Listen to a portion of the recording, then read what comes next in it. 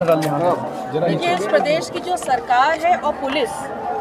वो अपने इस गुमान में है कि वो जीरो टॉलरेंस की सरकार चला रहे हैं और वहीं पर उनके इस अभिमान को खता बताते हुए जो अपराधी हैं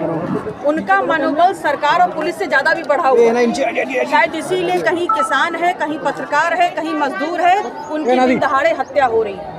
आज सीतापुर जहां हम खड़े हैं, मोहाली में जहां पर हमारे पत्रकार बंधुओं की हत्या हुई है,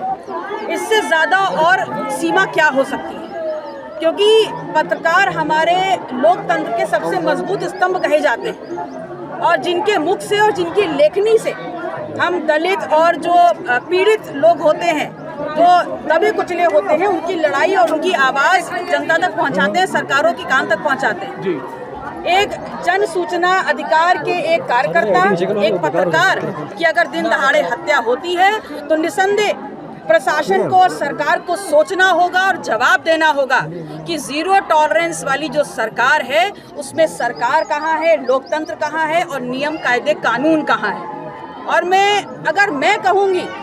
कि जंगल राज स्थापित है तो निसंदेह यही कहा जाएगा कि विपक्ष का काम है इस प्रकार की चीजें कहना। मैडम, तो मैं सवाल जनता पे छोड़ती हूँ कि आप देखें कि उत्तर प्रदेश में अब वर्तमान में राज किसका है, ये निर्णय आप पे छोड़ती हूँ। मैडम, लगातार जो है खबरें लिखी जा रही थी धान खरीद घोटाले को लेकर के, जमीन घोटाले को लेकर के, ऐसा परिजनों का भी कहना है और 4 लोग अरेस्ट भी किए गए, पूछताछ की जा रही है लेखपालों से, क्या कहेंगी? देखिए, मैंने यही कहा कि एक ईमानदार व्यक्ति एक पत्रकार सिर्फ पत्रकार नहीं होता है,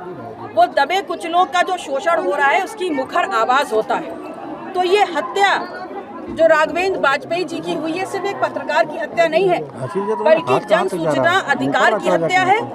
दलितों, शोषितों, पिछड़ों और जो दबे कुचले लोग हैं उनकी आवाज की हत्या है।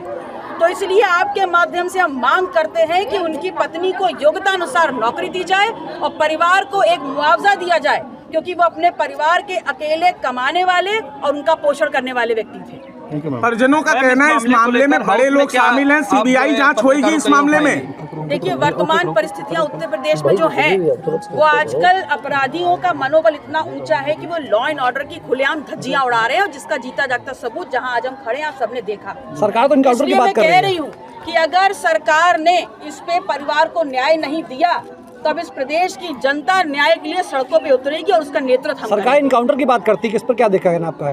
नहीं, किसके एनकाउंटर की बात? जो एक प्रखर प्रहरी है उत्तर प्रदेश के लोकतंत्र का, देश के लोकतंत्र का एक पत्रकार, वो कभी भी ऐसी नहीं होगा, वो हमेशा जनहित के मसलों को उठाएगा, उनकी आवाज बनेगा। और अगर ऐसी आवाज को दबाया जाएगा तो फिर इस देश में लोकतंत्र कहाँ है, सरकार कहाँ है और कानून कहाँ है। इसलिए मैं चेताना चाहती हूँ आपके माध्यम से कि अगर जनहित के मुद्दों को लेते हुए अगर इस परिवार को न्याय नहीं मिला तो आंदोलन सड़कों पे होगा और सड़क पे उतर के हम न्याय